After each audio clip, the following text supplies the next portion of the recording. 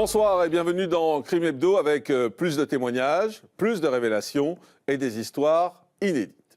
Ce soir, nous partons dans l'Est de la France et plus particulièrement en Alsace-Lorraine. Entre la route des vins d'Alsace et les tables gourmandes de Lorraine, c'est un territoire français où il fait bon vivre. Pourtant, ce soir, il sera le théâtre de 3 faits divers qui font froid dans le dos. Voici Crime, Alsace-Lorraine, un détour en enfer.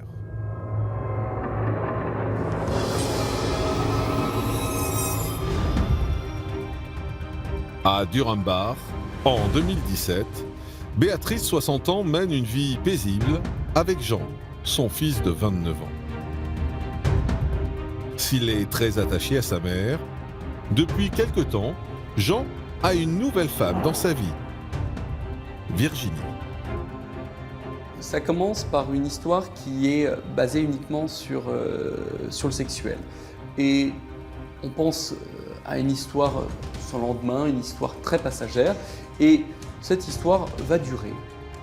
Virginie était plus âgée, était divorcée, avait 2 enfants. Mais cette union n'est pas au goût de Béatrice. Et elle n'hésite pas à en faire part à son fils. Pourtant, le 6 avril 2017, la vie de la retraitée prend une tournure dramatique. Un incendie se déclare chez Béatrice et les pompiers découvrent alors une scène d'horreur absolue. Le corps de Béatrice présente 36 coups de couteau. La décarnation a été faite post-mortem. Ce visage est introuvable et l'hypothèse qui est émise dans le cadre de cette procédure, c'est bien évidemment que le ou les agresseurs sont bien évidemment partis avec ce visage.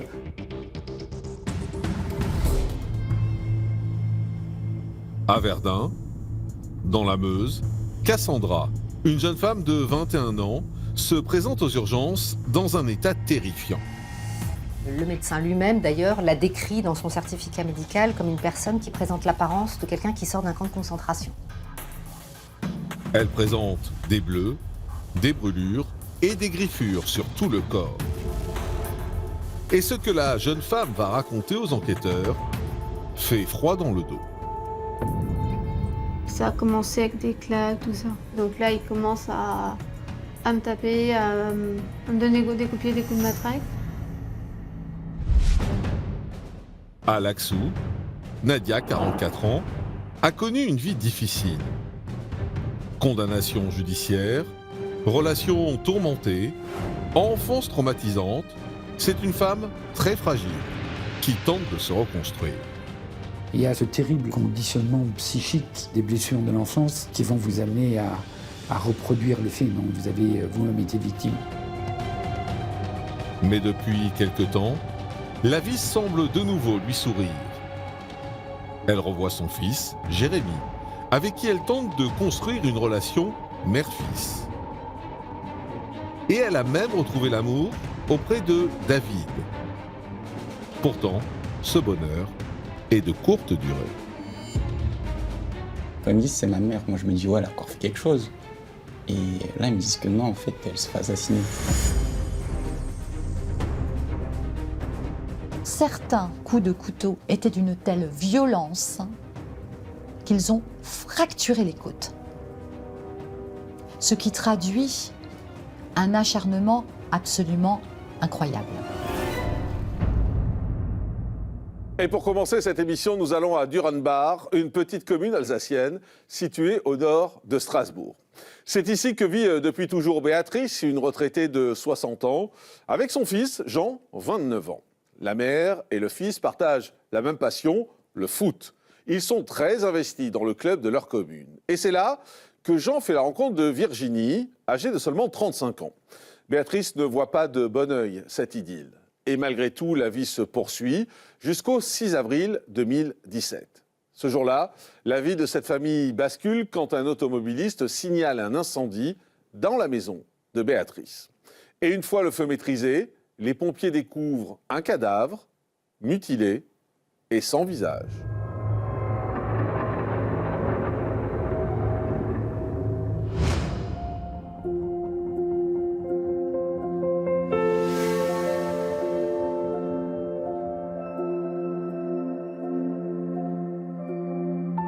C'est un petit village tranquille, comme il y en a plein en fait dans ce coin-là, sans souci particulier, un village où tout le monde se connaît en fait. Le village alsacien classique, avec un resto, une église.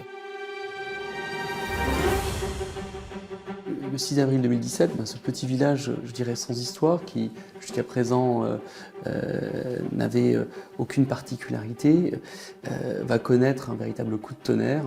Vers 13h40, les pompiers sont alertés pour un incendie au domicile d'une dame donc, qui s'appelle Béatrice. Ils vont intervenir sur les lieux pour pouvoir essayer de déterminer ce qui se passe. Les pompiers vont donc s'introduire au domicile et ils vont ressortir un corps sans vie d'une femme. Au départ, les gens pensaient en fait qu'elle était morte suite à l'incendie, mais en fait non, l'incendie ne l'a quasiment pas touchée elle. Cette femme va être retrouvée dans un état absolument terrifiant puisqu'elle présente un grand nombre de plaies, plus d'une trentaine de plaies sur son corps et surtout un visage qui a été littéralement et strictement arraché.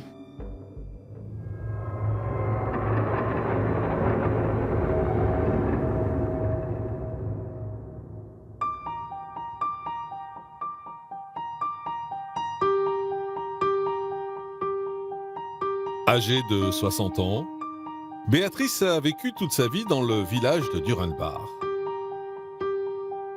Après avoir travaillé comme secrétaire, elle est depuis peu à la retraite. Béatrice, c'est quelqu'un d'extrêmement généreux avec ses proches.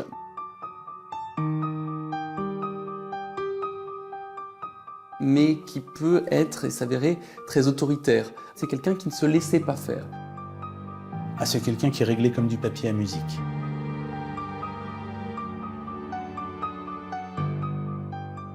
Qui prévoit les choses, tout est organisé, qui est inséré socialement, que tout le monde connaît, qui est décrit comme quelqu'un d'agréable par ailleurs. C'est pas quelqu'un qui a des ennemis. Elle était très investie dans le club de foot également. Son mari, qui est décédé en 2015, était très investi dans le club de foot. Donc c'était apparemment des gens qui étaient très bien appréciés dans le village. C'est une veuve depuis peu qui vit dans une certaine forme de solitude. Elle vit véritablement pour son fils qui vit encore auprès d'elle. Jean était le bâton de vieillesse de sa mère.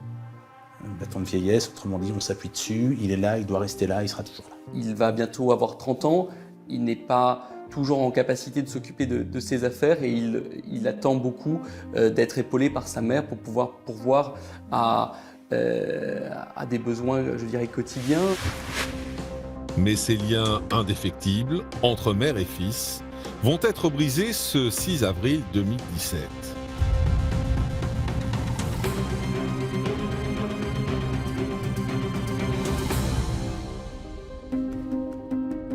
Appelée en renfort, la section de recherche de Strasbourg pénètre dans l'habitation une fois le feu maîtrisé. La cuisine a été largement dévastée par les flammes, tout comme l'entrée de la maison, du domicile. Et pour pouvoir mettre le feu, on a utilisé des vieux papiers journaux qui étaient présents mais qui ont été disposés de telle sorte à ce qu'il y ait un départ de feu.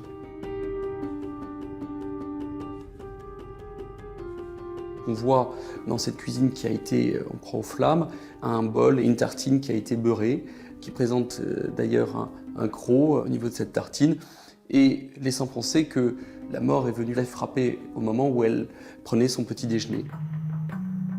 Les constatations faites à l'intérieur de la maison, ça surprend un petit peu tout le monde parce qu'il n'y a pas de désordre apparent, il n'y a pas de signe de lutte, il n'y a pas de signe de cambriolage. La porte n'a pas été fracturée, aucune des huisseries n'a été forcée. Donc on va très vite arriver à la conclusion que la victime connaissait l'auteur ou que l'auteur lui a inspiré suffisamment de confiance pour qu'elle l'ouvre. On nous indique qu'il y avait du numéraire dans la maison, à peu près 800 €, puis on nous dit qu'il n'y a rien qui a été volé. Et c'est ce qui interroge. À l'étage, des prélèvements biologiques sont réalisés dans la salle de bain, épargnée par les flammes. On verra qu'il y a des traces d'essuyage au niveau du lavabo, mais aussi, également, on verra que la baignoire a été utilisée. Et on peut comprendre, par rapport au stigmate de la victime qui a eu des traces à nettoyer, l'auteur des faits se serait potentiellement nettoyé ou aurait nettoyé des traces à cet endroit. Et après, tout le travail des enquêteurs va être d'investiguer dans une direction ou dans une autre pour essayer de trouver qui a pu commettre les faits. C'est ça le point de départ. Les gendarmes commencent alors par interroger Yannick, l'homme qui a prévenu les pompiers. Il explique être passé avec sa compagne devant le domicile de Béatrice vers 13h30. Il constate le chien, Jazz, le chien de Béatrice, qui divague sur la route, au bord de la route. Il s'en étonne, s'arrête, vont se diriger vers ce chien, le prennent par l'encolure pour le ramener dans la propriété de Béatrice. Et toc, personne ne répond, il essaie de pousser un petit peu la porte, là il se rend compte, il entend à un moment donné une alarme incendie, et il se rend compte qu'il y a de la fumée, il y a la fumée qui se dégage de cette maison-là, et il appelle les pompiers, et donc les pompiers arrivent sur le lieu assez rapidement.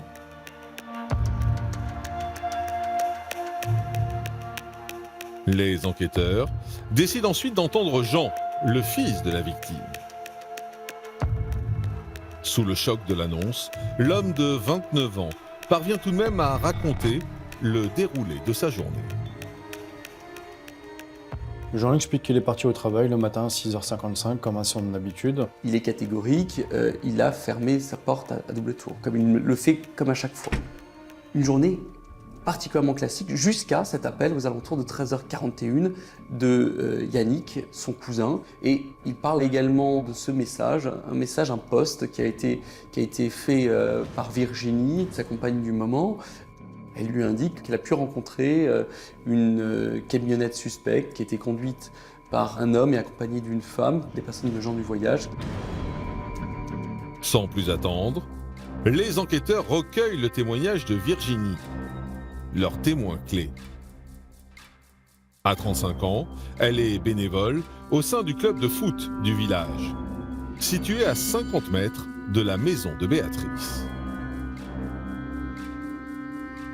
Ce matin-là, lorsqu'elle a quitté son domicile, donc sa première action c'était de se rendre à la boucherie. Sa commande n'était pas encore prête et donc elle va au Clubhouse. Et à ce moment-là, elle voit une camionnette blanche qui arrive. Et là, en sortent deux individus, un homme et une femme, dont elle fait une description extrêmement précise. Ce couple de démarcheurs proposerait leur service pour refaire le toit de ce clubhouse. Elle les avait trouvés un petit peu curieux. Elle relèvera également la plaque d'immatriculation du véhicule qu'elle communiquera par la suite aux gendarmes. Et voilà, ce sont ces deux personnes-là qui l'intriguent. Puis à un moment donné, elle les voit qui se dirigent vers le domicile de Béatrice. Donc elle avait un peu peur pour elle, donc elle prend un autre chemin plus court et puis elle va au domicile de Béatrice pour l'alerter qu'il y a des démarcheurs et qu'il ne faut pas leur ouvrir. Et elle se présente effectivement avant même que les démarcheurs n'arrivent sur place. Et là, Béatrice se serait saisie du bras de Virginie et l'aurait griffé de stupeur parce que, à ce moment-là précis, le couple de démarcheurs serait arrivé au niveau du portail. Il serait resté quelques instants devant la maison de Béatrice avant de repartir. Et donc, suite à ça, elle indiquera qu'elle a quitté le domicile vers 8h50, 55, avec une Béatrice parfaitement en vie. Et puis, elle est allée faire sa journée de travail. Sa journée de travail, ça a commencé aux alentours de 9h15, 9h20. Elle se rend chez sa première cliente, puisqu'elle est coiffeuse à domicile, et elle se rendra chez une deuxième cliente. Et ensuite, elle serait allée récupérer ses enfants à leur école, aurait fait déjeuner les enfants, puis aux alentours de 13h, aurait décidé de repartir au clubhouse pour, dit-elle, s'assurer que les portes étaient bien fermées. Elle expliquera que comme il y avait eu des intrusions régulièrement ces derniers temps, donc elle était allée au club de foot vérifier que tout était en ordre. À l'issue de son témoignage, les enquêteurs sont perplexes. Virginie est passée à plusieurs reprises devant le domicile de Béatrice au cours de cette journée macabre. Et surtout, elle va leur faire une surprenante déclaration. Elle dit « Je suis la dernière personne à avoir vu vivante Béatrice ».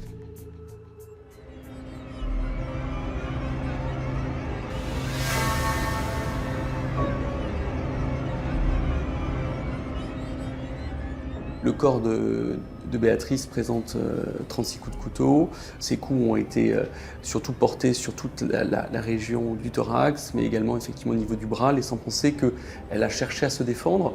Et on pense qu'effectivement la décarnation a été faite post-mortem. Ce visage est introuvable et l'hypothèse qui est émise dans le cadre de cette procédure, c'est bien évidemment que le ou les agresseurs sont bien évidemment partis avec ce visage. C'est une tentative de négation de l'existence de l'autre. C'est une question qui va grandement remuer tout le monde parce que ça sous-tendrait que l'auteur des faits en voulait à la personne. Les résultats d'expertise de l'incendie vont également apporter des éléments précieux aux gendarmes alsaciens. Il y a eu 3 départs de feu qu'on va qualifier de sérieux, enfin qui vont embraser en partie la maison, et un qui était naissant. Ensuite, au niveau de l'alarme incendie, on sait qu'elle se déclenche à 13h08. De par ce bol et de cette tartine qui est encore présente sur cette table, le meurtre a eu lieu entre 8h et 9h, de façon quasiment certaine, et le départ de feu, c'est ce que disent d'ailleurs les experts, est contemporain, ce qui permet de constater qu'il y a eu à peu près 4 heures entre le meurtre et le départ de l'incendie. En parallèle de ces investigations, les enquêteurs vont essayer de remonter la piste des 2 démarcheurs. On va essayer d'opérer des recherches sur cette plaque d'immatriculation qui a été donnée par Virginie. Elle ne donnera rien puisqu'on localise un véhicule qui ne correspond pas du tout à la description qui est faite par Virginie. Et on va aussi interroger des gens du village. Et là, encore une fois, chou blanc, aucune personne n'a jamais rencontré, n'a jamais croisé la route de ce fameux couple des gens du voyage.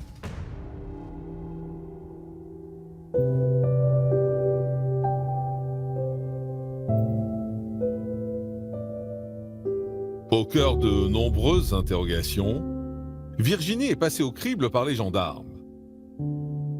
Cette femme de 35 ans est née et a grandi dans la région, au sein d'une famille aimante. Elle était heureuse avec ses 2 frères.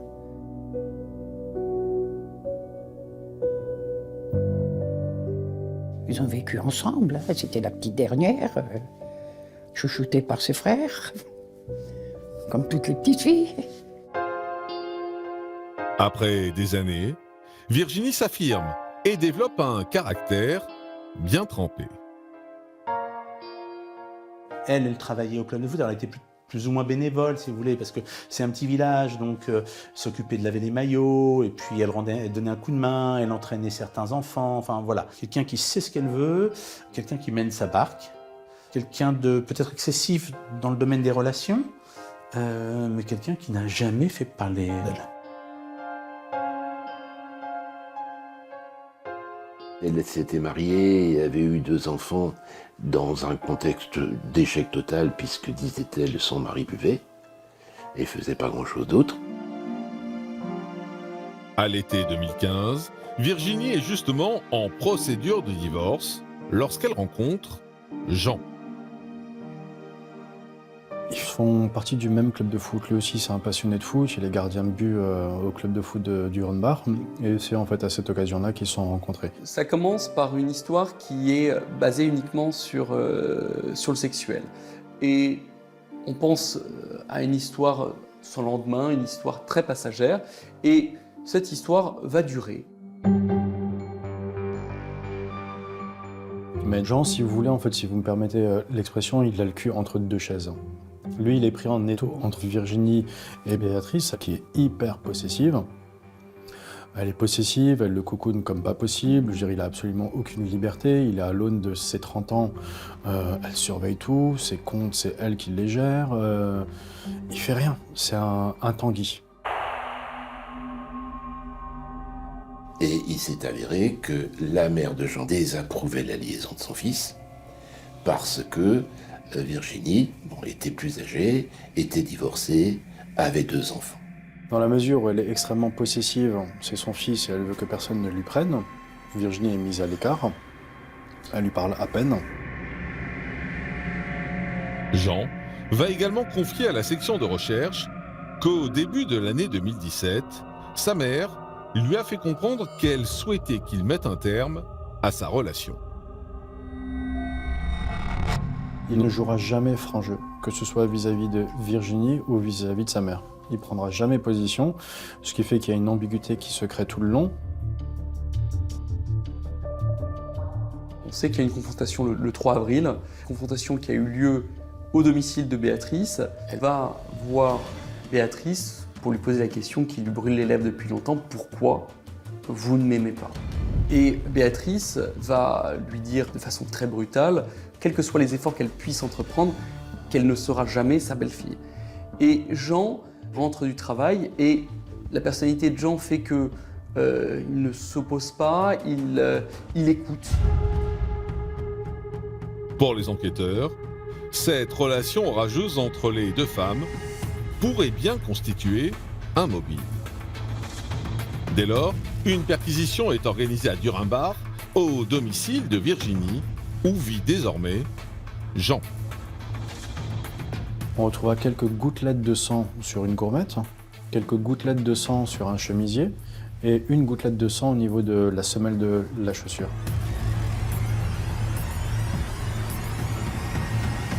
Mais dans toutes les analyses qui vont avoir été faites, on ne va pas retrouver d'ADN particulier. On va regarder les ongles de la victime, en se disant, si elle s'est défendue, elle a peut-être griffé son agresseur, et les ongles vont porter trace d'ADN. On n'a rien. Pourtant, selon Virginie, sa belle-mère l'aurait griffé à l'avant-bras le jour du drame. Soit il n'y avait pas suffisamment de matière à examiner, soit l'incendie avec la chaleur a détruit la partie ADN exploitable, soit ça ne s'est jamais produit.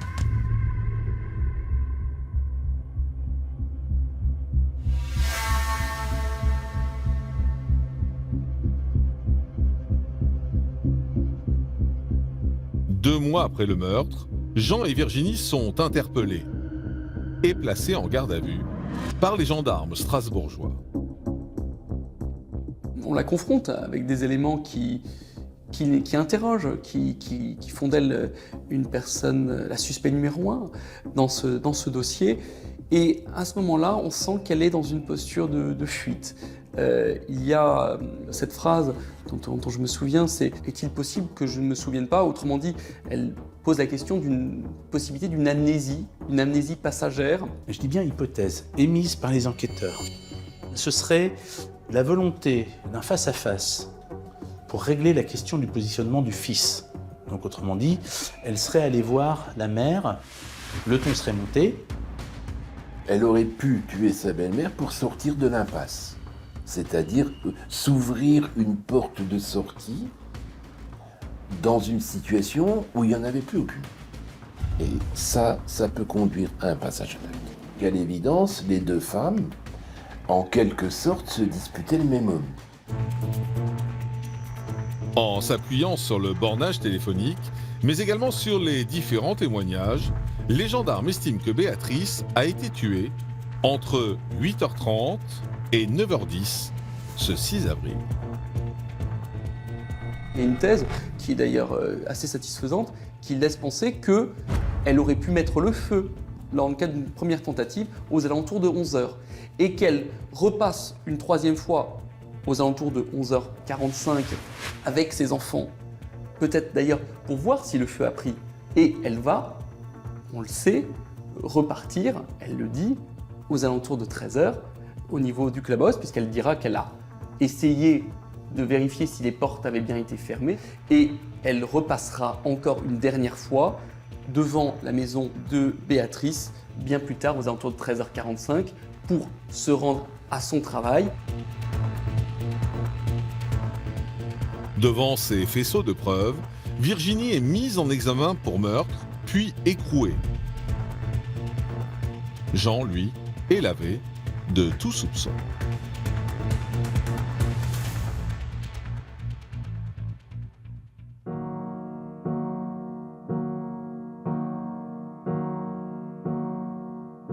Le 28 janvier 2018, la maison d'arrêt de Strasbourg va connaître un événement hors du commun. Après 7 mois de détention, Virginie donne naissance à une petite fille en prison. Tant pis, hein. Ça grandira aussi. Seulement en prison, c'est pas l'idéal pour un enfant. Bien qu'elle a très bien vécu en prison, cette petite, elle a été heureuse là-bas, avec sa maman. Jean n'a pas reconnu l'enfant, il a quelque chose d'infantile dans son comportement et c'est retracé dans toute son histoire. Et il ne se sent pas capable d'être père.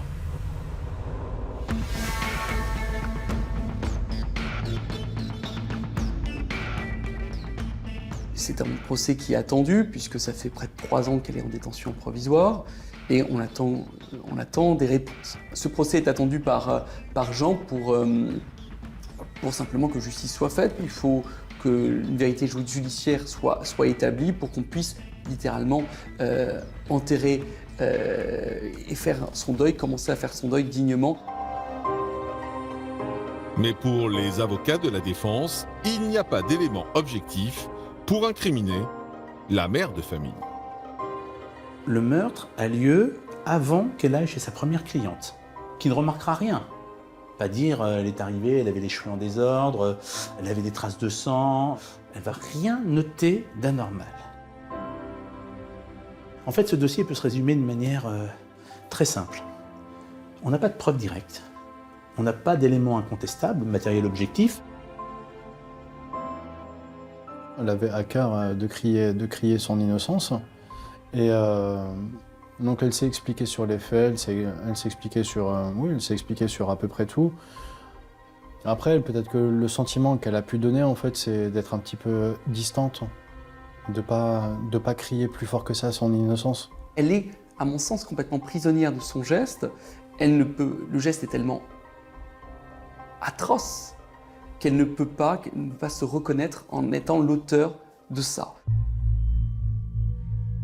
D'après les investigations, Virginie serait arrivée vers 8h30 chez Béatrice. Puis elle aurait quitté les lieux vers 9h10. Un laps de temps jugé trop court, selon la défense, pour tuer et mutiler la victime.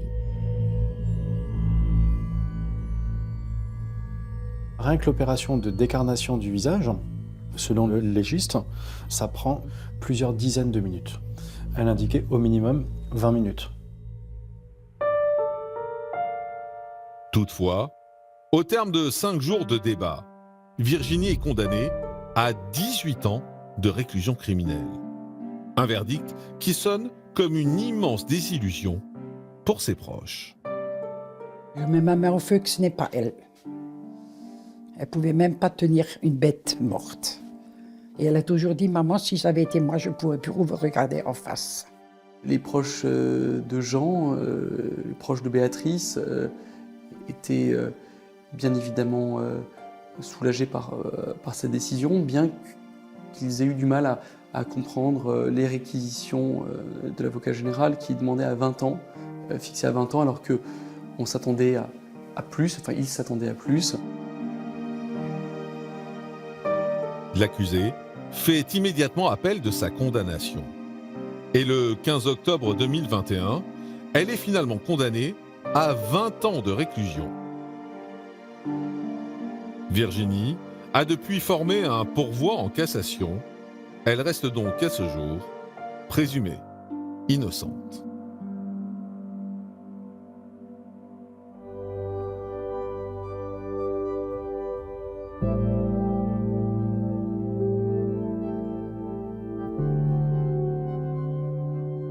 Jean, il a le sentiment d'avoir été dupé. Il a le sentiment d'avoir été manipulée par Virginie, qu'elle ait profité quelque part de sa faiblesse, de sa candeur, de sa naïveté, qui est objectivement vérifiée par à peu près tous ses proches. Il lui en veut énormément, et lui en vouloir est un euphémisme.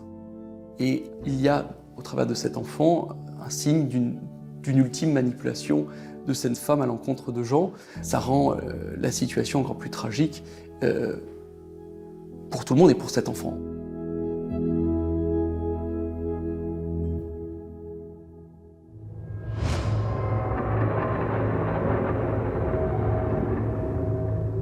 De retour sur le plateau de crime qui ce soir est donc installé en Alsace-Lorraine, à Verdun, à 60 km de la frontière belge. Cela fait quelques mois que Cassandra, 21 ans, a emménagé dans cette commune du Grand Est dans le cadre d'un contrat d'apprentissage. Après une enfance difficile, elle compte bien prendre son indépendance et une revanche sur la vie. Elle réussit même à tisser un lien d'amitié avec deux nouvelles personnes, Laetitia et Caroline, qu'elle rencontre par le biais d'un ami d'enfance. Mais cette nouvelle amitié va plonger Cassandra dans l'horreur. Exceptionnellement, pour crime, Cassandra a accepté de se livrer sur le calvaire qu'elle a subi.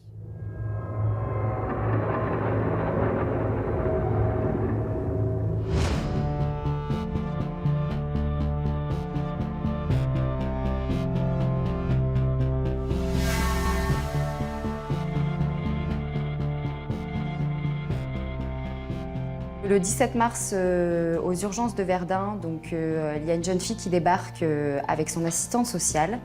Elle s'appelle Cassandra, elle a 21 ans et elle est dans un état critique. J'étais chauve, j'étais gonflée sur le visage, j'avais des bleus partout.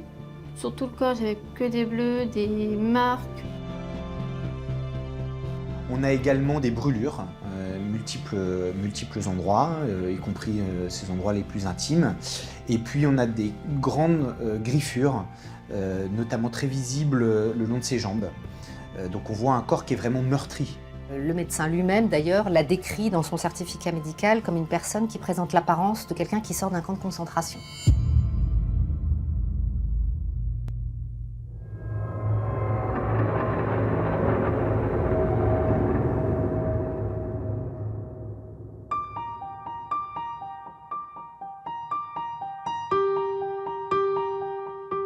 Avant ce 17 mars 2015 et son admission aux urgences, Cassandra a déjà dû faire face à bien d'autres épreuves dans sa vie. À partir de 5 ans, elle a été placée en famille d'accueil puisqu'elle a été abandonnée par ses parents.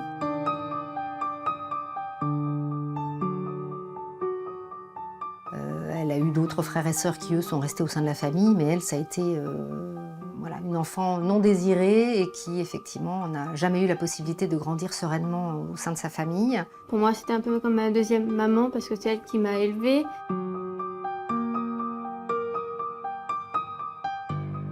C'est qui m'a appris à manger parce que moi, ma mère ne m'a jamais appris entre guillemets à manger. Quand je suis arrivée, je mangeais avec les doigts. Je n'ai jamais été à l'école. J'ai eu beaucoup de difficultés à m'intégrer dans une école normale, donc je suis obligée d'aller dans une école spécialisée. C'est une jeune fille qui est fragile et qui présente une déficience mentale qui est légère. Ça ne se voit pas tout de suite quand on la rencontre, mais donc voilà, c'est une jeune fille qui est plutôt naïve et fragile, on va dire. La semaine, Cassandra est en famille d'accueil.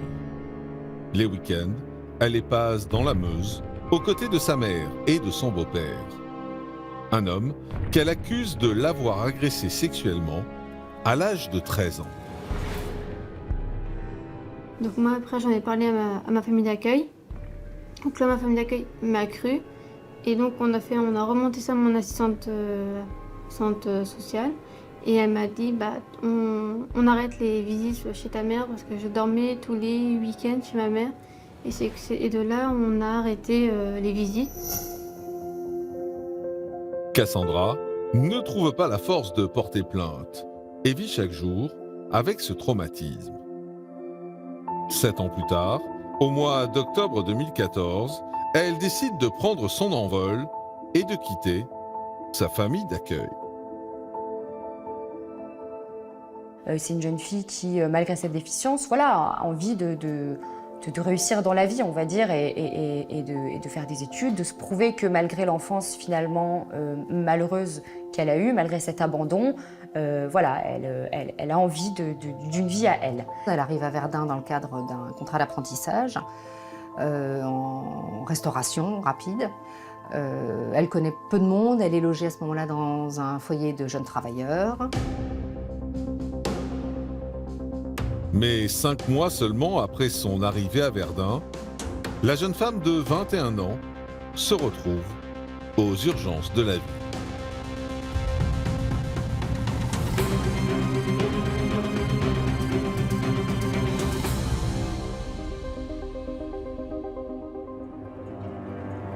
Face au médecin, elle explique les raisons de son état inquiétant. Elle a une première version qu'elle va donner qui est de dire qu'elle s'est fait agresser en boîte de nuit, sauf qu'au vu de ses blessures et de son apparence physique, ils ne peuvent pas la croire. Donc ils vont ensuite appeler évidemment le commissariat de Verdun et l'officier de police judiciaire qui est présente à ce moment-là, de permanence, donc arrive à l'hôpital et va l'interroger. Moi au début je n'ai rien dit, j'ai juste dit que je m'étais fait agresser dans une discothèque, tout ça. Et ma famille d'accueil est arrivée après. Ma mère de la famille d'accueil s'est mise à pleurer, je me suis mise à pleurer. Elle m'a dit une phrase, dis tout, sinon ça va recommencer sur quelqu'un d'autre. Donc c'est là que j'ai tout lâché.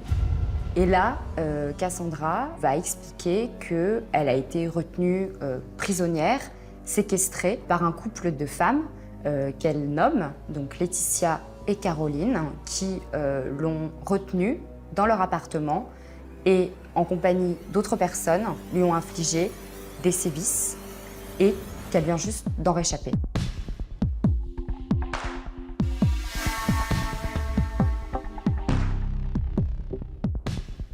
Le lendemain de son hospitalisation, Cassandra est entendue par les policiers de Verdun.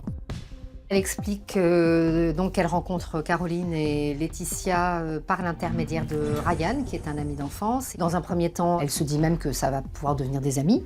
Et là, on est dans un cadre tout à fait amical et même, je dirais, bienveillant. C'est-à-dire que la connaissance se fait et puis, bon an, mal an, Cassandra va prendre l'habitude de plus en plus de fréquenter les filles et à tel point qu'elle va commencer par même être logée, être hébergée chez les filles. Et là, effectivement, tout commence à s'emballer. Caroline et Laetitia vont commencer à lui demander de l'argent parce qu'il faut payer les courses, il faut payer les factures. C'est un peu ça dans la tête du couple de femmes qui se met en place. Et donc Cassandra, elle abonde dans ce sens et elle donne de l'argent jusqu'à ce que le piège se referme de plus en plus. Elle est privée de son accès à son propre logement, elle est privée de sa carte, elle est privée de ses clés, elle est privée de la possibilité d'aller et venir comme elle le souhaite et elle est soumise au bon vouloir des personnes que Laetitia et Caroline font venir à l'appartement. À savoir, des amis du couple. Il y a notamment Manuel et sa petite amie Myriam, un certain Damien et même Ryan, son ami d'enfance. Tous sont impliqués à des degrés différents. Cassandra, petit à petit, va se voir effectivement dénier son caractère d'être humain. Et où on va la réduire au rôle d'objet. Ça a commencé avec des claques, tout ça. Donc là, il commence à me taper, à me donner des coups de pied, des coups de matraque. Et elle raconte d'autres sévices plus de l'ordre de traitement, en fait, qu'on pourrait qualifier de traitement inhumain et dégradant, dans le sens où elle explique qu'elle a été obligée de dormir par terre, qu'elle n'avait plus à manger, si ce n'est les croquettes du chat. Ensuite, elle rentre dans des détails beaucoup plus sordides, où finalement, elle va expliquer qu'elle a été violée, à tour de rôle, quotidiennement. Le premier viol se passe donc dans la salle de bain avec Emmanuel. Donc moi je suis partie prendre ma douche. Donc Emmanuel est arrivé dans la salle de bain. J'avais reçu déjà un peu des menaces, donc je ne bougeais pas. Donc il m'a violée. Là, après, je suis ressortie de la salle de bain, donc là, j'ai revécu un viol. Face aux enquêteurs, Cassandra va également revenir sur un événement particulièrement traumatisant. Donc on est à ce moment-là au mois de mars. Au mois de mars, en Meuse, il fait quand même particulièrement froid. Tout le groupe va prendre Cassandra et ils la conduisent dans ce déversoir qui se présente comme une petite plage. Après, donc à 3h du mat, ils ont décidé de me mettre à l'eau jusqu'à me recouvrir la tête. Et c'est que quand je voulais essayer de remonter, ils n'arrêtaient pas de me repousser. J'ai réussi à remonter un moment sur la berge. Je n'ai rien pensé. J'ai juste essayé de survivre, on va dire. Le lendemain, ça a recommencé. Mais là, j'ai entendu une phrase.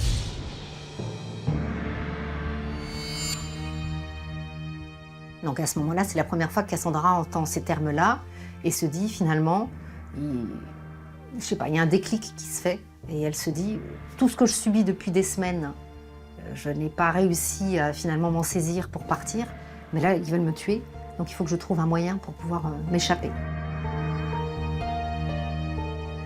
Pour cela, la jeune femme leur affirme qu'elle a un rendez-vous le lendemain avec son assistante sociale.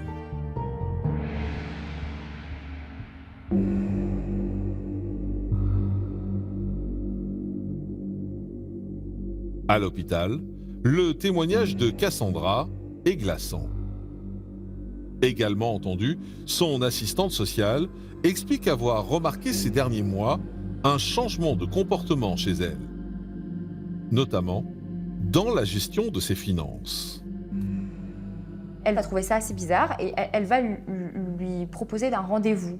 Et donc quand son assistante sociale la voit, elle est assez surprise parce que Cassandra a changé de look. Avant de quitter sa famille d'accueil, Cassandra c'était la petite fille qui mettait des petites robes, des barrettes, et puis là elle arrive un peu femme fatale avec une coupe un peu excentrique, et son assistante sociale est totalement surprise de la voir. Mais bon, soit.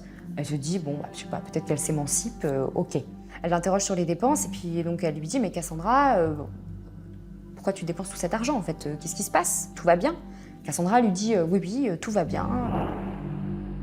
Peu convaincue, l'assistante sociale la convoque à nouveau une semaine plus tard.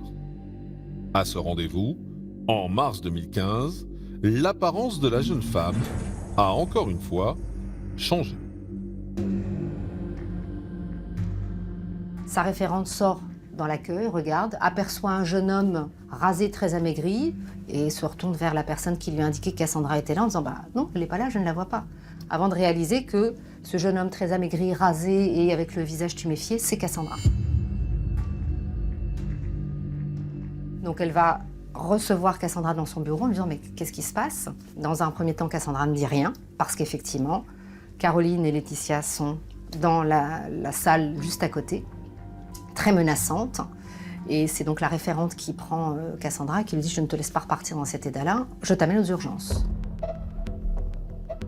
Donc la référente va prendre Cassandra, sort devant Laetitia et Caroline qui commencent à l'invectiver en lui disant « Mais nous on n'y est pour rien, nous on l'a aidée, c'est grâce à nous qu'elle est ici aujourd'hui ». Le 20 mars 2015, soit 3 jours après l'arrivée de Cassandra aux urgences, les enquêteurs lorrains procèdent aux interpellations des 6 suspects. L'arrestation de Caroline et Laetitia, en fait, c'est un petit peu l'illustration de leur trait de caractère à l'une et à l'autre. Et c'est-à-dire que les policiers vont pouvoir décrire que l'arrestation de Laetitia se passe extrêmement mal, qu'elle est très agitée, qu'elle ne veut pas se laisser, bien entendu, interpeller, qu'elle gesticule, qu'elle crie, etc. Et à l'inverse, Caroline va se laisser interpeller sans difficulté aucune. Pour ce qui est de la perquisition, on retrouve divers objets, alors qui peuvent être des objets de la vie quotidienne et courante, mais qui vont interpeller les enquêteurs parce que ça correspond à certains objets du récit de Cassandra et qui auraient pu servir à pratiquer certains sévices.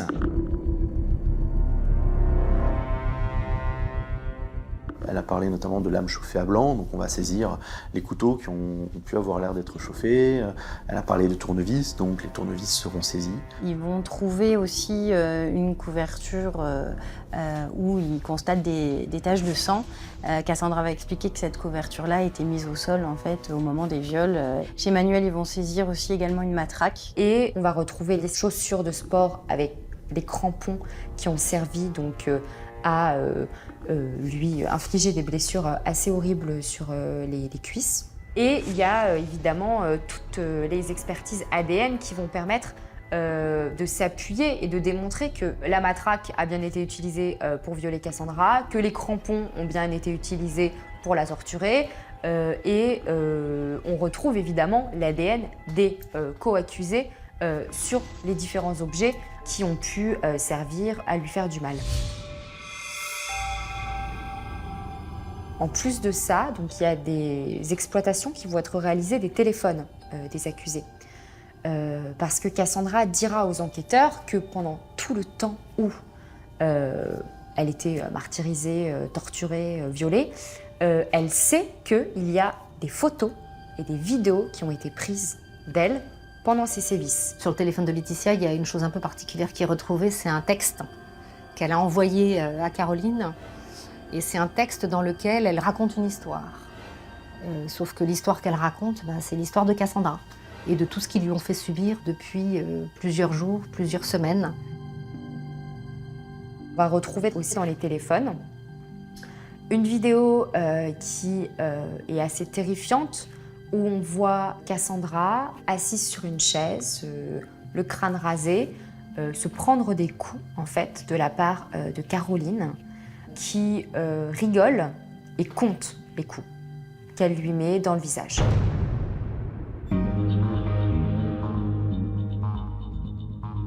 Placés en garde à vue, au commissariat de Verdun, les 6 suspects présentent des profils et des parcours de vie très similaires. Ce sont des jeunes gens qui ont plus ou moins tous le même âge. Donc ils ont entre, je dirais, 18 et 25 ans à peu près. Ils sont tous originaires de Verdun, plus ou moins, ou des alentours. Ce sont des personnes qui ont, pour l'essentiel, j'ai envie de dire, des carences affectives, éducatives. Et c'est des enfants qui ont eu ou vu leurs parents se faire battre ou qui ont été battus par leurs parents, qui sont mal aimés, qui ont arrêté l'école très tôt. Dans les déclarations de garde à vue, chacun en fait va essayer d'expliquer sa position, son rôle, effectivement de le minimiser, mais en tout état de cause sur l'intervention des uns et des autres. On va avoir Caroline qui va se positionner en disant oui, moi j'étais présente, mais voilà, j'ai pas commis d'acte, j'ai pas commis de viol. Et les viols qu'a pu subir Cassandra, voilà, elle était consentante. On a effectivement Manuel, Ryan et Damien qui vont pouvoir dire aussi que Cassandra était consentante. Ils reconnaissent la séquestration, ils reconnaissent certains actes de torture, mais les viols, ça, non, pour eux, il n'y a pas eu viol. Donc c'est déjà assez troublant en fait leur position. Ce que tout le monde va reprocher à Laetitia, c'est son rôle prédominant et un rôle de meneuse. C'est-à-dire que pour tout le monde, Laetitia, c'est à la fois l'instigatrice, c'est celle qui mène et c'est celle qui fait peur. C'est-à-dire qu'on a une constante par rapport aux différentes versions des co-accusés, c'est que s'ils ont agi de la sorte, c'est parce que Laetitia les menaçait. Je pense que c'est quelque chose d'important à retenir dans ce dossier, c'est que les motifs sont vraiment secondaires parce qu'on est vraiment dans un contexte de manipulation. Alors ça peut prêter à sourire parce qu'on l'a vu, toutes ces personnes ne sont pas des grands intellectuels. Je pense qu'il y a une notion d'entraînement et d'effet de groupe qui va aussi abolir certaines barrières de réflexion. Il n'y a plus de place pour la rationalité. Là, on est parti dans des choses qu'on ne peut pas s'expliquer quand on est normalement structuré mentalement, intellectuellement. C'est toute la difficulté de ce dossier. On cherche à savoir pourquoi Cassandra, pourquoi avoir fait tel et tel acte, pourquoi aussi longtemps, pourquoi des faits aussi dégradants. Et en fait, on a du mal dans ce dossier à avoir des explications parce que je pense que c'était Cassandra comme ça aurait pu être une autre jeune fille, que ça aurait pu être une autre victime. C'était pas elle précisément, c'est qu'elle s'est trouvée là à ce moment-là. Au cours de l'instruction, les policiers découvrent également que le calvaire de Cassandra aurait pu s'arrêter plus tôt. En effet, plusieurs personnes extérieures au groupe étaient au courant de ce que subissait Cassandra. À l'image de la mère de Damien, qui avait reçu les confidences de son fils. Il va rentrer chez sa mère, raconter ce qu'il se passe, à tel point que sa mère et lui décident d'appeler les services de police pour prévenir qu'il se passe quelque chose de très grave à Verdun et qu'une fille est en danger de mort. Donc ils vont prévenir les services de police qui malheureusement ne vont pas tenir compte de son appel, malgré les détails qu'il donne. Et Cassandra vit 48 heures supplémentaires de torture et d'humiliation, de violences épouvantables. À l'issue des interrogatoires, les 6 accusés vont être expertisés par une batterie de psychologues et de psychiatres. On a des similitudes de caractère, notamment chez Manuel et Laetitia, à savoir qu'ils sont tous les deux impulsifs, ils ne maîtrisent pas forcément leur violence et on a effectivement les experts qui vont pouvoir poser des diagnostics de psychopathie et de personnalité asociale les concernant. Pour les 3 autres, on a, en fait c'est pareil, des similitudes, mais plus d'ordre social que d'ordre psychiatrique finalement. Ce que je retiens, c'est que l'ensemble des experts sont d'accord pour dire que ce ne sont pas des grands intellectuels. Nous avons des gens qui sont de la tranche basse de la normalité jusqu'à limite le stade de la faiblesse intellectuelle. Le 26 février 2018, le juge d'instruction ordonne le renvoi des bourreaux de Cassandra devant la cour d'assises de Meurthe-et-Moselle pour séquestration, viol et actes de torture.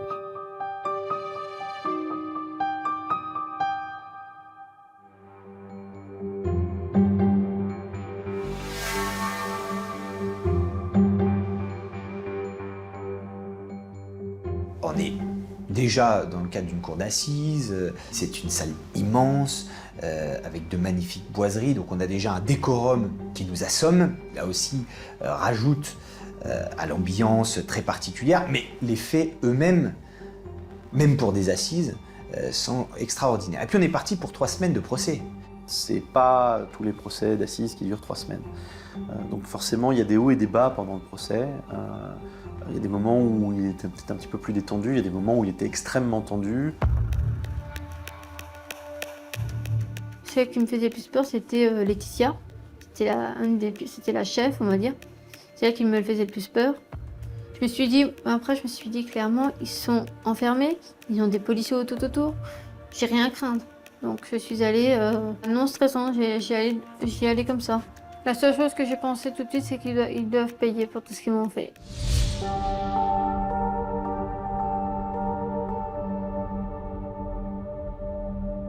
Tout au long du procès, les témoignages se succèdent. Et l'un d'eux va particulièrement marquer la cour. Celui de la famille de Laetitia. En visioconférence, ses parents ne cachent pas leur honte et leur écœurement à l'égard de leur fille. Quand il la voit, son père surtout, c'est son père qui a les mots les plus durs, s'adresse à elle et il lui dit elle mérite ce qui lui arrive, qu'il ne veut plus qu'elle porte son nom et qu'il souhaite qu'elle ne sortira jamais de prison. Traumatisée par ces 3 semaines de séquestration et de violence, Cassandra peine à exprimer ses émotions. Et cela jusqu'à la prise de parole de Laetitia.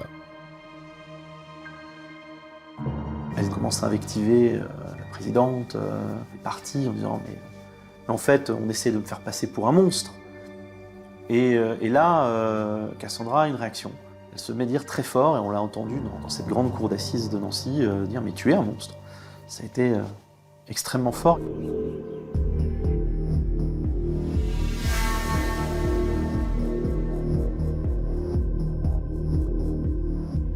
Myriam est condamnée à 7 ans de prison. Damien et Ryan, eux, sont condamnés à 10 ans de prison. Et puis, donc Caroline, 15 ans, et Manuel et Laetitia, 18 ans. Suite à cette décision de justice, le parquet estime que les peines de Laetitia, Caroline et Manuel ne sont pas assez lourdes et il décide de faire appel. Un an plus tard, le 4 novembre 2020, le trio se retrouve pour un nouveau procès à Metz.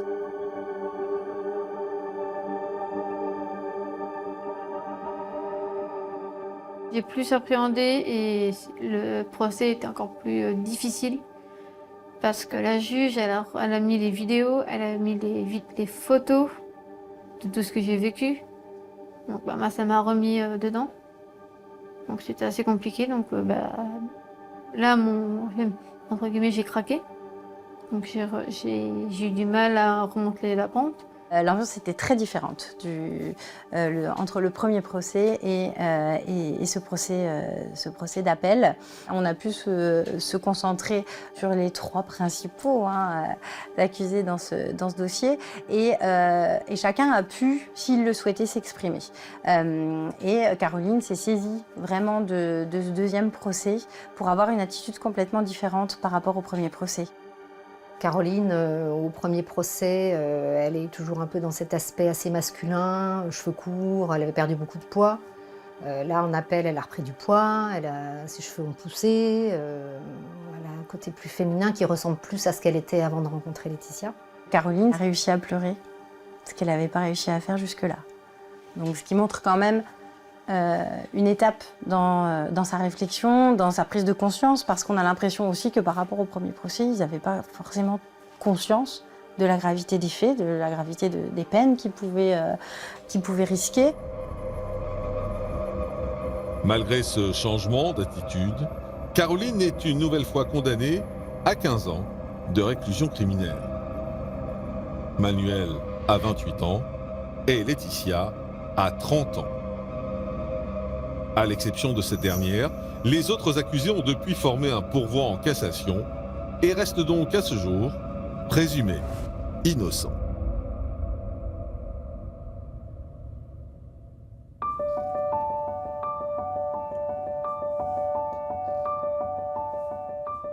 Aujourd'hui, Cassandra a quitté la Lorraine et continue sa reconstruction du côté de Bourges. Si sur le plan professionnel, la jeune femme cherche encore sa voie, elle a enfin trouvé l'amour depuis 3 ans. Moi maintenant, je revis pour ma vie de femme, je m'épanouis dans ma nouvelle vie. Là où je suis, je me sens bien, je suis épanouie dans ma vie. J'ai des amis aussi qui connaissent mon histoire.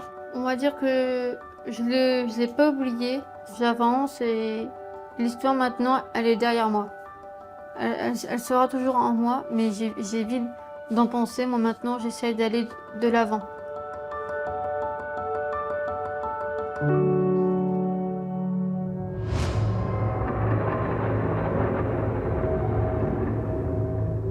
Crime est donc installé ce soir en Alsace-Lorraine et direction Laxous. C'est une ville de 14 000 habitants en Meurthe-et-Moselle.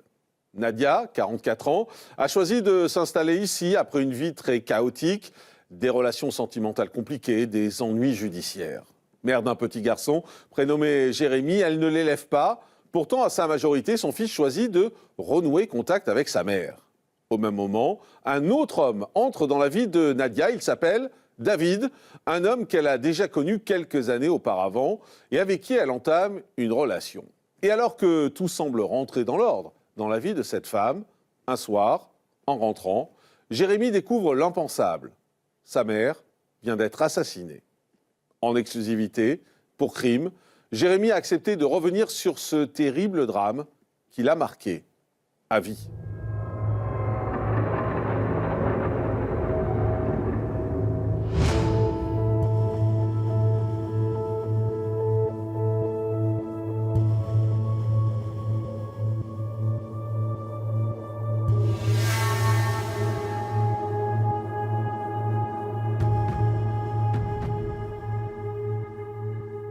15 h, les policiers ont été appelés par plusieurs promeneurs complètement en panique.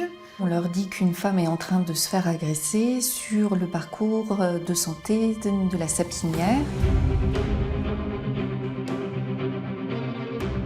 Les policiers qui, par hasard, se trouvaient à 2 km du lieu des faits et qui ne pouvaient pas venir en voiture du fait qu'il fallait traverser le bois, sont venus en courant, à pied, au plus vite, et au bout de quelques minutes sont arrivés sur les lieux. Ils ont trouvé un homme encore en train de frapper une femme au sol.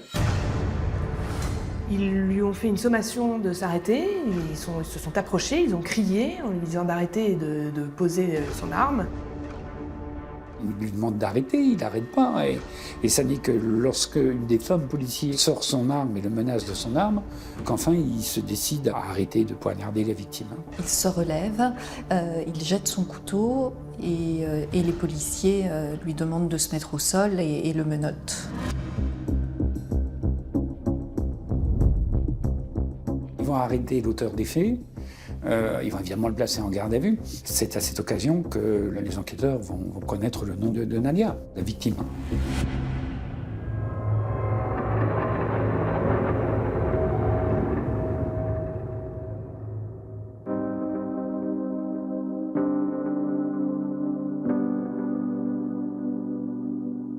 Originaire de Tunisie, Nadia, 44 ans, a connu une vie extrêmement chaotique.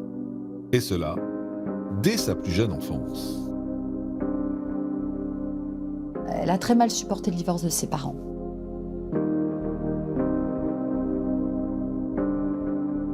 Et de ce fait, a eu par la suite avec les hommes qui ont traversé sa vie, avec lesquels d'ailleurs elle a eu des enfants, souvent une relation assez compliquée.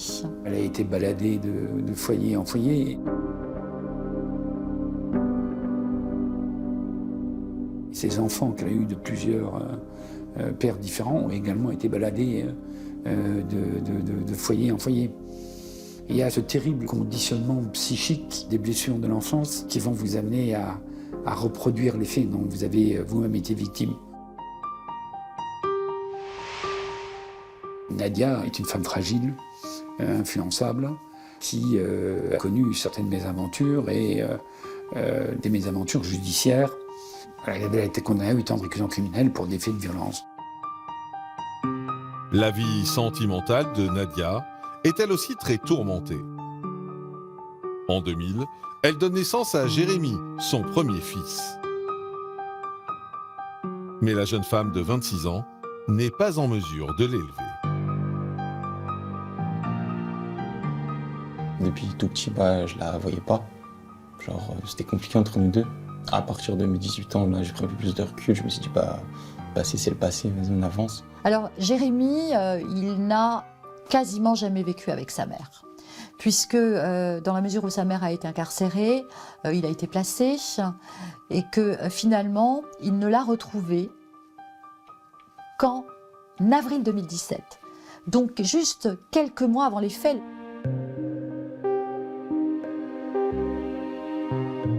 Ma mère, elle était gentille, elle était déterminée tout le temps dans ce qu'elle faisait. Elle aimait vraiment ses enfants quand même, quoi qu'on puisse dire. Et voilà, c'était une bonne personne. Au mois d'octobre 2017, tandis que mère et fils ont repris contact, Nadia se met à fréquenter un certain David. Une relation qui transcende la quadragénaire. Elle était accrochée, elle était amoureuse de ouf. Et avec mon ancien beau-père, du coup, c'était pas pareil. Je restais ensemble, mais c'était une relation normale.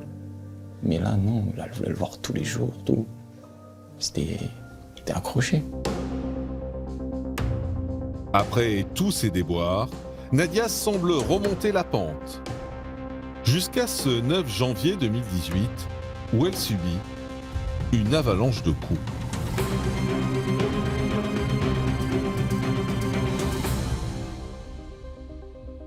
Quand les secours sont arrivés sur place, Nadia était déjà morte.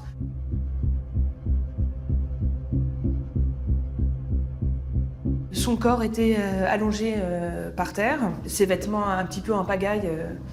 En fait, en essayant de la retourner, ils se sont aperçus qu'elle était égorgée vraiment de manière importante, qu'elle ne respirait plus du tout et qu'elle était donc déjà morte bien avant leur arrivée. Il est évident qu'après une dizaine de coups de couteau dans le visage et dans le thorax, elle devait décéder. C'est une espèce de sauvagerie. Elle s'est défendue parce qu'il avait des blessures au visage qui correspondaient à des blessures de défense, avec les ongles.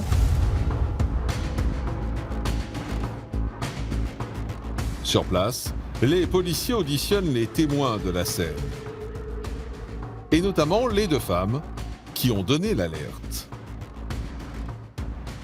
Dans un premier temps, elles ont d'ailleurs cru que c'était un couple qui était allé se livrer à une relation intime pas suffisamment cachée.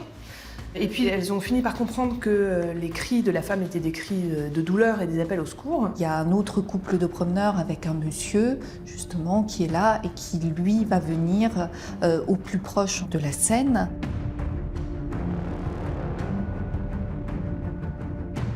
Il voit un homme qui agresse une femme qui est allongée au sol au couteau, il voit qu'elle est en difficulté et il essaye en tout cas de la raisonner, de lui dire « Monsieur, il ne faut pas faire ça, il faut pas faire ça ». Et là, la réponse qu'il lui a apportée, c'est « Il faut que je la crève ». En tout cas, lui, c'est ce qu'il entend à ce moment-là. « Il faut que je la crève, je n'ai plus le choix ». Et comme il était lui-même désarmé, il n'a pas osé, et on le comprend d'ailleurs, s'en prendre directement physiquement ou s'interposer physiquement, donc il a également appelé la police.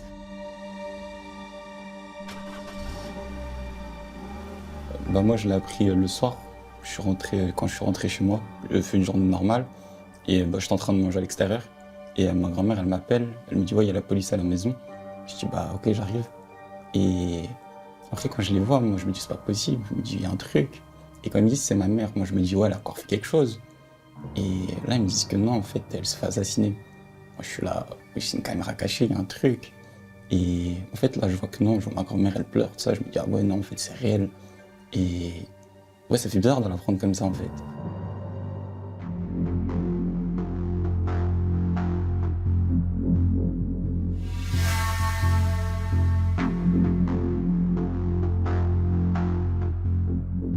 Le médecin légiste constate a priori 113 plaies qui ont été portées. Au final, il dira qu'il y a eu 80 plaies qui sont vraiment des coups qui ont été portés sur Nadia et les 30 autres plaies sont finalement des blessures défensives. Certains coups de couteau étaient d'une telle violence qu'ils ont fracturé les côtes. Ce qui traduit un acharnement absolument incroyable.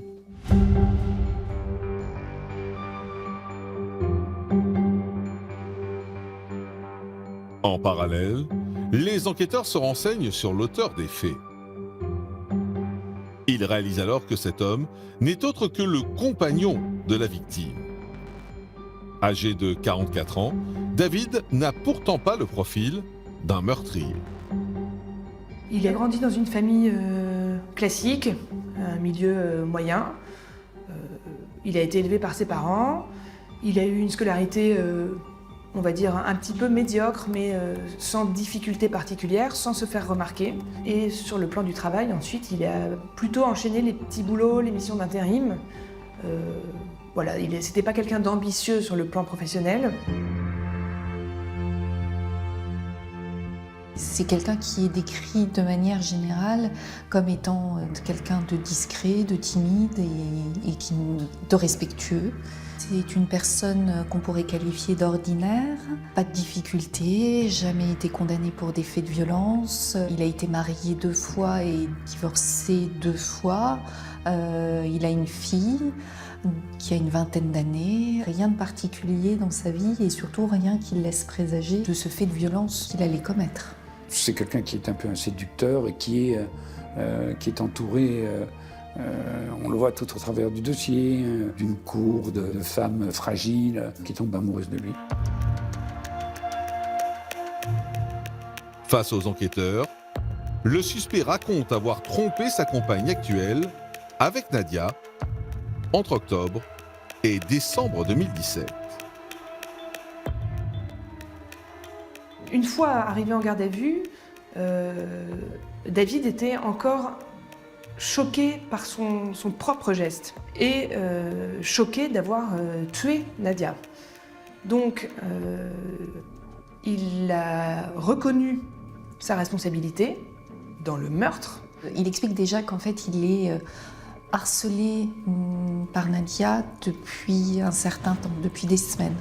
En fait, il explique qu'il a eu une relation avec Nadia, qu'il a voulu y mettre un terme, que Nadia ne l'a pas accepté. Et il explique que le matin des faits, il doit se rendre pour des raisons personnelles à la banque, qui est située non pas très loin du parcours de santé de la Sapinière. Et une fois arrivé en bas de chez lui le matin, il est tombé sur Nadia qui, une fois de plus, l'attendait alors que ça n'était pas prévu. Il n'a pas réussi à la faire partir. Ils sont partis tous les deux vers le petit bois de la Sapinière dans lequel se trouve le parcours de santé.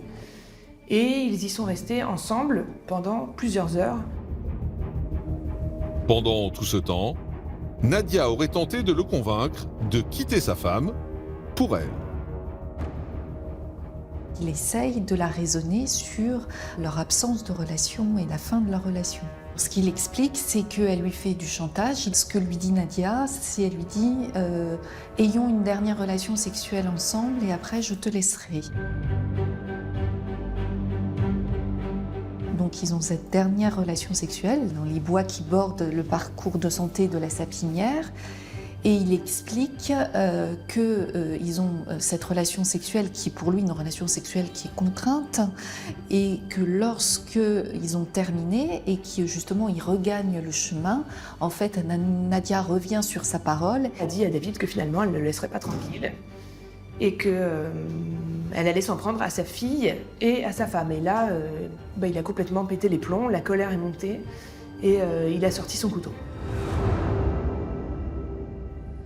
Il indique qu'il se souvient du premier coup de couteau, mais qu'après il ne se souvient plus de rien et ne reprendrait ses esprits finalement que lorsque il va être emmené par les services de police. C'est ce qu'on appelle une amnésie traumatique, à savoir que c'est tellement horrible ce qu'il fait et le moment qu'il vit qu'il se dissocie en fait de la réalité et de ce qu'il a commis. Et il ne s'en souvient pas. La compagne de David, Agnès, a été entendue. Elle a confirmé qu'elle avait une relation avec lui depuis plusieurs mois. Et elle a confirmé également qu'elle était au courant de sa relation adultère avec Nadia. Elle a indiqué qu'elle en avait parlé avec David et que David avait choisi de rester avec elle et donc de quitter Nadia. Mais que malgré tout, Nadia ne voulait pas comprendre et qu'elle envoyait des messages à David, qu'elle lui téléphonait, qu'elle cherchait à le rencontrer. Mais en fait, on a le sentiment que pendant toute cette histoire et pendant toute la relation qu'il a eue avec ces deux femmes, il a joué sur les deux tableaux. Comme sa femme, les parents de David ont eux aussi connaissance de la relation adultérine de leur fils. C'est quelqu'un d'assez introverti, d'assez réservé et qui ne se confie pas à ses proches lorsqu'il a des problèmes. Or, lorsqu'il s'y rend pour Noël, il raconte à ses parents les problèmes auxquels il est confronté. Il leur a demandé s'ils pouvaient l'héberger temporairement le temps qu'il trouve un logement à Metz, en leur expliquant qu'il souhaitait, par ce moyen, fuir Nadia, dont il avait peur. À cette occasion, l'homme aurait également confié à ses parents que Nadia l'avait menacé de s'en prendre à ses proches. Son père lui conseille d'aller déposer plainte et lui propose de l'accompagner dans cette démarche. Mais David refuse parce qu'il pense que sa plainte ne sera jamais prise au sérieux.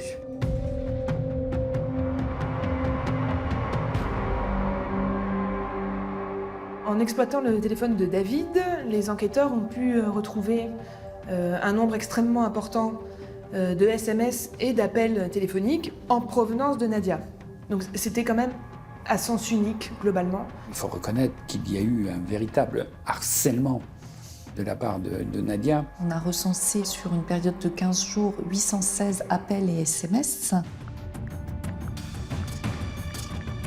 Les policiers vont expertiser le téléphone d'Agnès, donc qui est la compagne de David.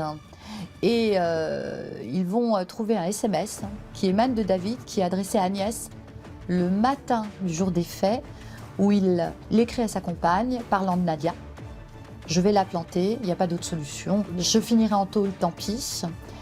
Et sa compagne lui répond en lui disant non, ne fais pas ça.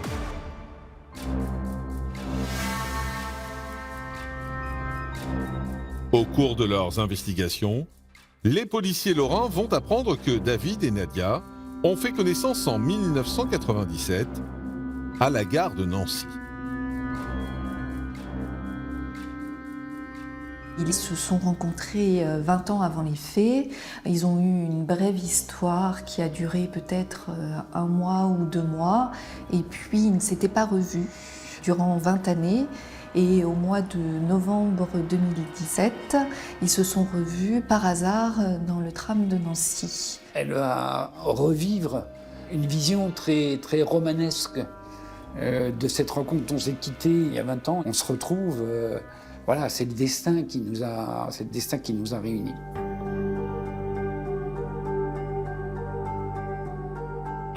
On voulait vraiment me le présenter. Au début, j'étais pas trop chaud.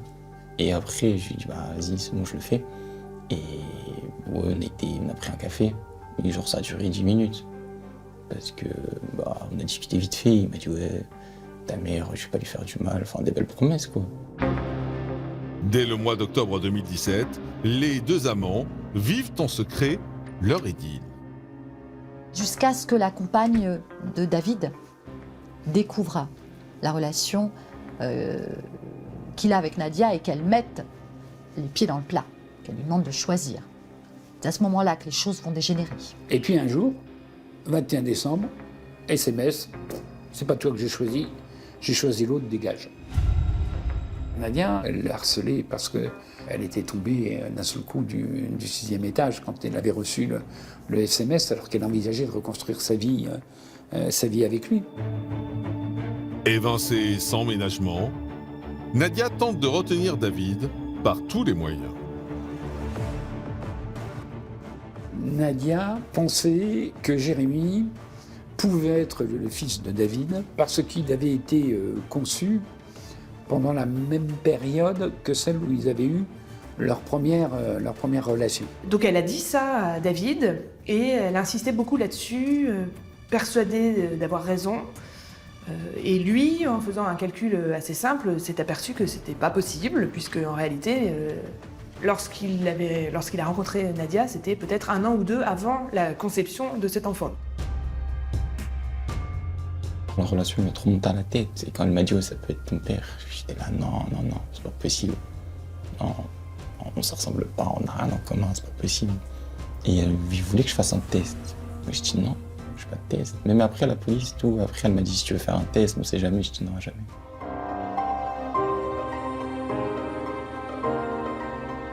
Suite à la découverte du SMS troublant de David à sa compagne, les enquêteurs décident de le réinterroger.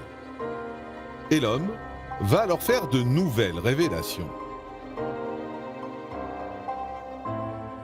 À la veille des faits, Nadia était déjà là, présente, en bas de son domicile. Ils ont du coup passé une partie de la journée ensemble et ils ont déjà eu une relation sexuelle sous la contrainte. En tout cas, lui le vit comme ça et le décrit quasiment comme un viol puisque c'est toujours le même chantage. Elle lui dit c'est notre dernière relation sexuelle et après je te ficherai la paix, et ce qui n'est absolument pas le cas. Pourtant, David n'a pas voulu alerter les autorités pour ce prétendu viol. Pas plus que pour les innombrables messages envoyés par sa maîtresse. Il a peur que même les policiers se moquent de lui s'il vient déposer plainte pour des faits de harcèlement alors que lui est un homme et que l'auteur des faits de harcèlement est une femme. Mais ces explications laissent perplexes les policiers. Ils ont le sentiment que l'homme joue avec la vérité. Et surtout, que son crime a été prémédité. C'est d'une part le fait que David ait dans sa poche un couteau le jour des faits, alors qu'il n'avait pas l'habitude d'en avoir. Le deuxième élément, c'est qu'il ait envoyé le jour des faits un SMS à sa compagne pour lui dire « je n'ai pas d'autre solution, je vais la crever ». Troisième élément, c'est le fait que le témoin qui passe au moment où il est en train de poignarder Nadia l'entende dire « il faut que je la crève ». Il y a plusieurs reprises, il faut que je la crève. David a fait l'objet d'une expertise psychologique et d'une expertise psychiatrique. Ce qui ressort globalement de ces analyses, c'est qu'on a affaire à un homme normal, une sorte de monsieur tout le monde, alors peut-être un peu introverti, mais sans plus. Elle va déterminer que certes, David n'était pas un homme violent, hein, mais on a retrouvé un petit peu ce côté manipulateur. Cette manière de s'adapter. Également, une absence de remords.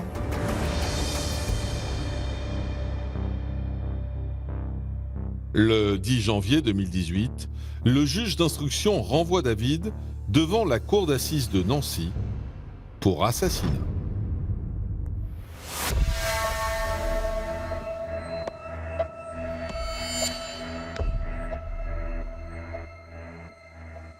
Dans un procès d'assises, l'ambiance est toujours tendue. Mais je dirais qu'elle ne l'était pas particulièrement. Il n'y avait pas d'agressivité particulière de part et d'autre. Moi, c'est ce qui m'a marquée.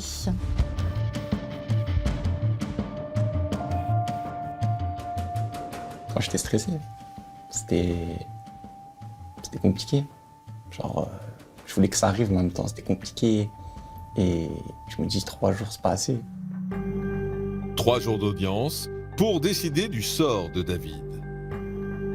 Mais l'accusé se mure dans le silence et ne fait part d'aucun remords. Ça interroge sur la véritable personnalité de David. Et on a véritablement l'impression qu'il ne s'est jamais livré complètement. Que ce soit aux experts, psychiatres, psychologues qui l'ont examiné, ou même devant la cour d'assises. Il est toujours resté sur une certaine réserve. Nous, notre défense, elle est simple. C'est que déjà, on a toujours contesté la préméditation et l'acte en lui-même, on voit que c'est quelqu'un qui perd complètement le contrôle et qui réagit sous le coup d'une colère.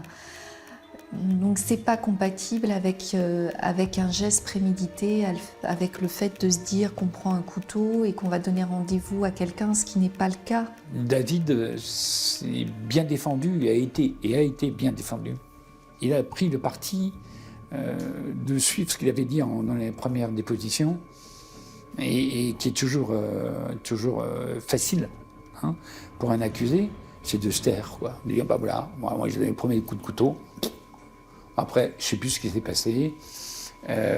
J'ai été harcelé et j'ai craqué.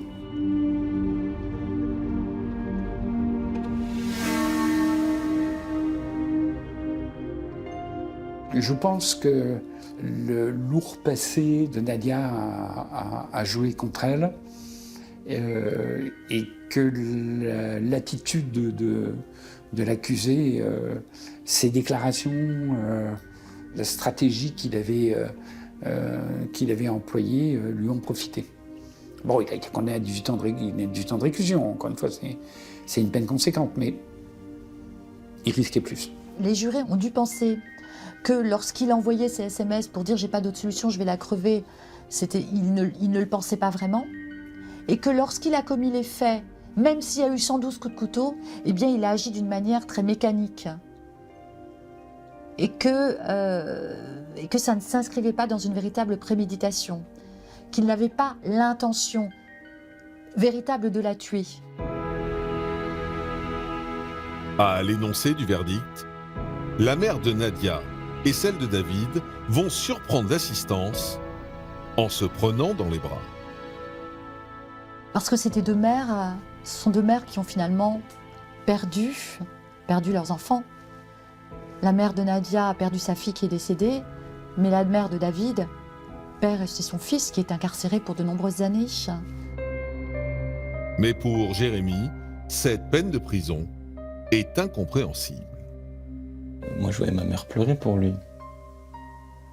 Qu'au final, ça se termine comme ça, c'est compliqué à encaisser.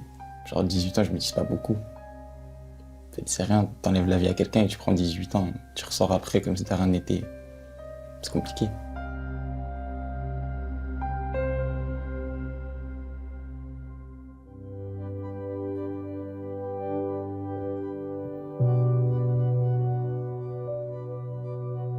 Jérémy a le sentiment que David lui a enlevé le droit qu'il avait de nouer une relation avec sa mère. Ouais, j'essaie de plus en parler, j'essaie d'avancer avec ça malgré tout. Moi, perso, ça me faisait du mal pour elle. Parce que je me dis, elle mérite pas ça quand même. Genre, personne ne mérite ça.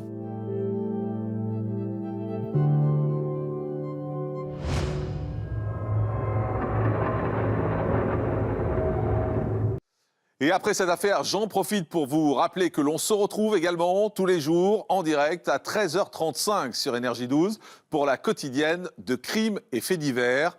Et chaque jour, c'est en direct que viennent témoigner des victimes. C'est très souvent bouleversant et toujours passionnant. Tous les jours, 13h35 sur Énergie 12, crimes et faits divers, la quotidienne. Et puisque vous aimez les faits divers et les enquêtes, restez avec nous car Crime Hebdo continue dans un instant. Le temps de faire une courte pause et la soirée se poursuit avec un nouveau numéro de Crime.